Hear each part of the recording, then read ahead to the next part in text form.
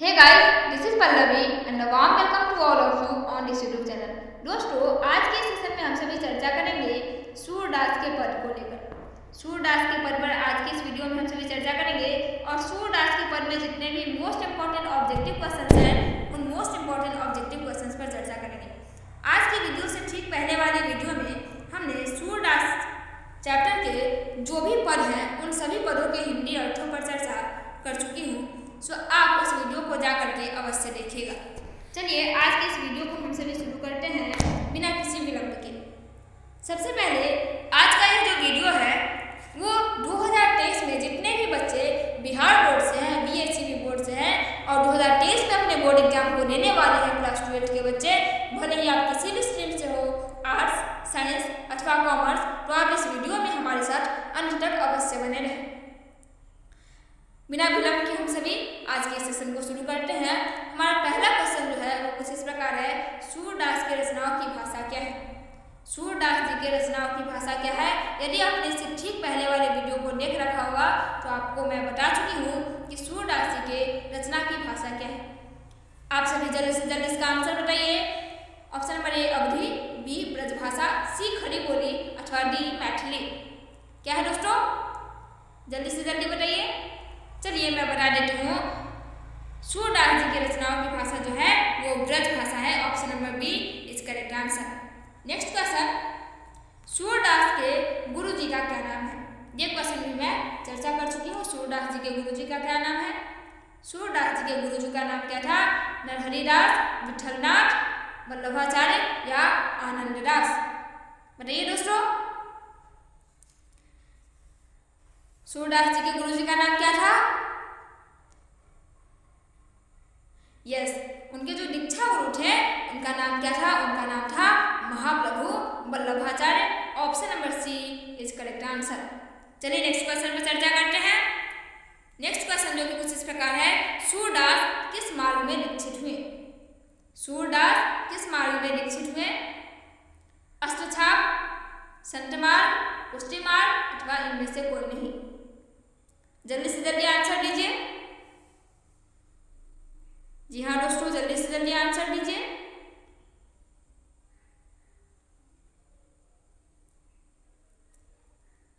हाँ बिल्कुल सही जवाब, पुष्टि मार्ग। क्या था? Pushti Marg. Option number C is correct answer. Next question, Sursagar के रचयिता कौन है? ये तो सभी को पता है, सूरसागर के रचयिता है सूरदास, क्योंकि मैं बता चुकी थी कि सूरसागर और साथ ही राधा रस के लिए, साहित्य लहरी और सूर सरावली। क्या था? सूर सरावली। ये दोनों कैसे शुरू होता है? सूर से शुरू होता है, इसलिए सूरसागर के रचयिता कौन है? Surdas. Option number A is correct answer. Next question, Surdas के दीक्षा गुरु कौन थे? अभी चर्चा हुई थी, Vallabhacharya. Option number B is correct answer. Next question, Surdas ji की कृति निम्न में से कौन है? प्रणभंग, जय दृढ़वध, साहित्य लहरी अथवा बरवै रामायण? जल्दी बताइए आंसर क्या होगा। अभी मैं चर्चा की थी कि सूरसागर की सूरदास जी के कुल 4 रचनाओं के बारे में जो कि प्रमुख है। नंबर 1 सूरसागर, नंबर 2 सूर सरावली, नंबर 3 साहित्य लहरी और नंबर 4 राधा रस के लिए। इनमें से कौन सा ऑप्शन सही मिलता है? Option number C is correct answer. Next question पर चर्चा करते हैं, सूरसागर किस भाषा में लिखी गई है?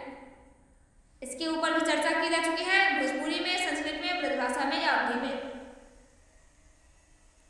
सही आंसर बताइए। ऑप्शन नंबर सी ब्रज भाषा में लिखी हुई है। किस भाषा में? ब्रज भाषा में लिखी हुई है। Option number C is correct answer. Next question, Surdas के संकलित पदों में कौन सा रस है? श्रृंगार रस, वात्सल्य रस, हास्य रस या रौद्र रस?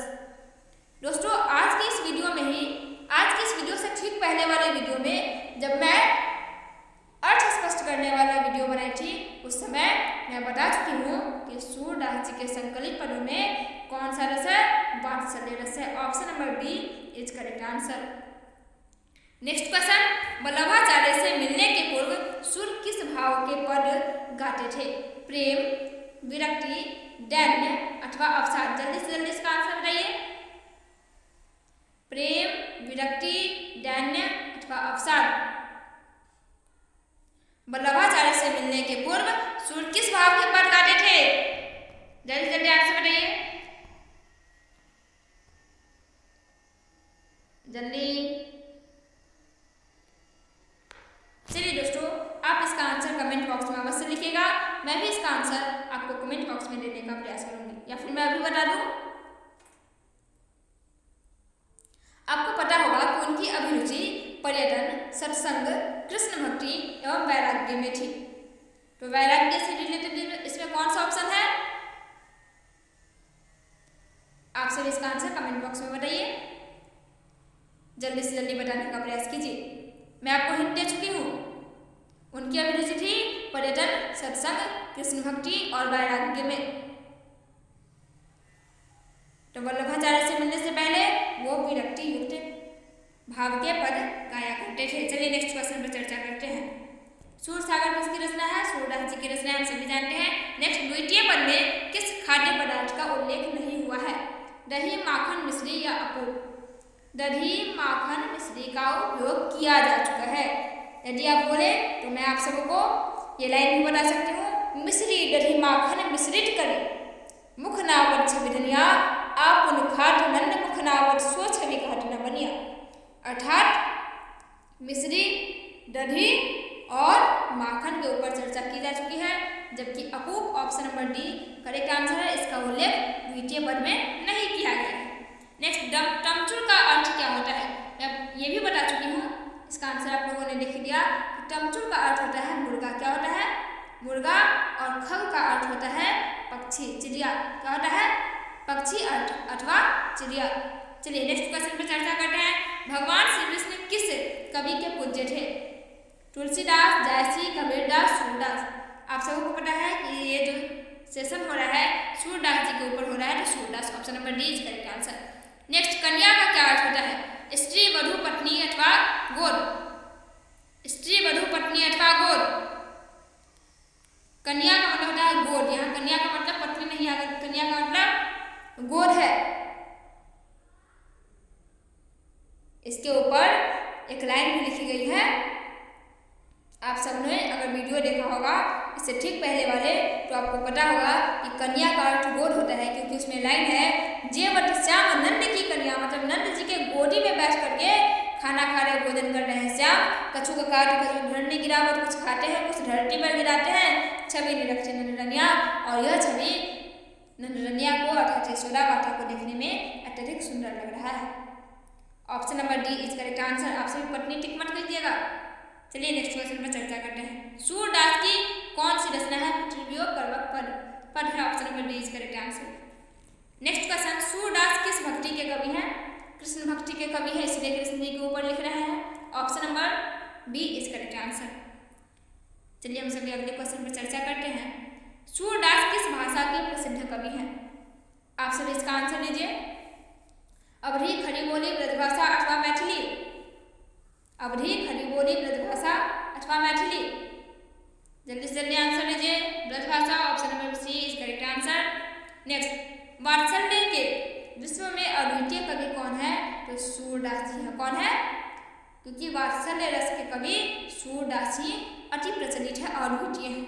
इनके जैसा वर्णन कर पाना बहुत मुश्किल है। चलिए नेक्स्ट क्वेश्चन पर चर्चा करते हैं। क्वेश्चन नंबर 19, सूरदास किस धारा के कवि हैं? रामश्रय, कृष्णाश्रय, शैव्य अर्थात इनमें से कोई नहीं। राम के ऊपर नहीं लिखते, शिव के ऊपर नहीं लिखते, इनमें से कोई नहीं। ऑप्शन नहीं होगा। Option number B is correct answer, Krishnashraya.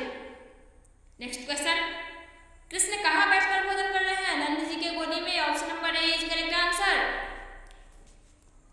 Next, प्रस्तुत प्रथम पद में कृष्ण को किसकी सूचना दी जाती है? रात्रि होने की, दोपहर होने की, भोर होने की अर्थात इनमें से कोई नहीं। प्रथम पद में किसकी चर्चा की जाती है? जागिए ब्रजराज कुंवर, कंपल कुसुम फूले, मुने वृंद संकुचित भये, भृंग लता भूले। सुबह होने की, भोर होने की संदेश दी जा रही है। Option number C is correct answer. चलिए नेक्स्ट क्वेश्चन, सूरदास हिंदी साहित्य के किस काल के कवि हैं? सूरदास हिंदी साहित्य के किस काल के कवि हैं?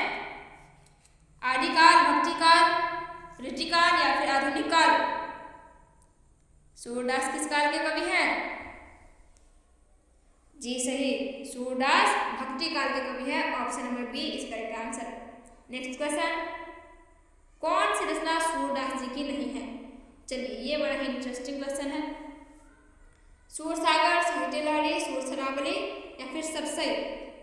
मैं आपको बता चुकी हूँ कि कुल 4 ऑप्शन जो हैं वो सूरदास जी के हैं। सूरसागर, साहित्य लहरी, सुरसरावली और राधा रस के लिए। Option number D is correct answer. Sarsai जो है वो क्या है? सूरदास जी की रचना नहीं है। चलिए नेक्स्ट क्वेश्चन पर चर्चा करते हैं। कौन सी रचना सूरदास जी की है? अब ये बताइए। अब ये तो पता है सबसे नहीं है, पिछले वाले वीडियो से ही पता चला। अब दोहावली, सूरसागर, गीतावली में से कौन है? सूरसागर। यस, सूरसागर, सुरसरावली, राधा रस के लिए और क्या है? Sahitya Lahari. Option number C is correct answer. Next question, Surdas किस चीज की भूख है थे? कृष्ण के, जूठन के, प्रेम के, काव्य रचना की, इनमें से कोई नहीं? क्या बोलते हैं सूरदास? अंत के पंक्तियों में बोलते हैं कि उनकी जूठन चाहिए उनको प्रसाद के रूप में। वो पंक्ति भी बता दो। जी हाँ, जो रस नंद यशोदा वत्सद सो नहीं तीनों भुवनिया भोजन करी नंद अचमन लीन्हो मांगत सूर जुटनिया। मतलब जब कुला करते हैं तो कुला करने के बाद उसका जूठन या नंद जी का जूठन और कृष्ण जी का जूठन जो है वो सूरदास जी प्रसाद के रूप में मांगते हैं। चलिए नेक्स्ट क्वेश्चन पर चर्चा करते हैं। सूरदास जी की अनुमानित जन्म तिथि क्या है? मैं सबसे पहले यही बताई हूँ कवि परिचय में कि सूरदास जी का जो जन्म हुआ था वो कब हुआ था? सूरदास जी का जन्म हुआ था 1478 ईस्वी में। और ऑप्शन में गलती से 2 बार 1475 लिखा गया है। 1478 ईस्वी में उनका जन्म हुआ था और 1583 ईस्वी में उनकी मृत्यु हुई थी। चलिए आपको पता चल गया। जैसे 1478 में उनका जन्म हुआ था और 1583 में उनकी मृत्यु हुई थी। यहाँ ऑप्शन कोई भी ऑप्शन सही नहीं है। नेक्स्ट क्वेश्चन, निम्नलिखित में से कौन सा छवि अष्टछाप का नहीं है? सूरदास, कृष्णदास, जयसी, कुम्मन दास? निम्नलिखित में से कौन सा छवि अष्टछाप का नहीं है? सूरदास, कृष्णदास, जयसी और कुम्मन दास? इसका आंसर बताइए। यदि आपने सूरदास जी के कवि परिचय को ध्यान से पढ़ रखा है तो आप इसका आंसर अवश्य जानते होंगे। जल्दी से जल्दी इसका आंसर देने का प्रयास कीजिए। जो भी इंटेलिजेंट स्टूडेंट होंगे इसका आंसर जरूर देंगे। चलिए इसका आंसर आप कमेंट बॉक्स में देने का प्रयास कीजिए। नेक्स्ट क्वेश्चन पर चर्चा करते हैं। कछुक खाट कछु धरनी गिरावत छवि ने रखते नंदनिया? इसमें कौन सा अलंकार है? उपमा, रूपक, यमक और अनुप्रास? जल्दी से जल्दी आंसर लीजिए। कछु खाट कछु धरनी गिरावत, कुछ खा रहे हैं और कुछ धरती पर गिरा रहे हैं। इसमें कौन सा अलंकार है? अनुप्रास अलंकार है। दोस्तों आज के सेशन में कुल 28 क्वेश्चंस थे। हम फिर मिलेंगे अगले वीडियो में। तब तक आप सभी अपना ध्यान बनाए रखें, अपना ध्यान रखें और अपने बोर्ड एग्जाम्स की तैयारी अच्छे से करते रहें। Thank you so much. Thanks for watching this video till and please like, share and subscribe this video. Okay, thanks a lot. Thank you so much.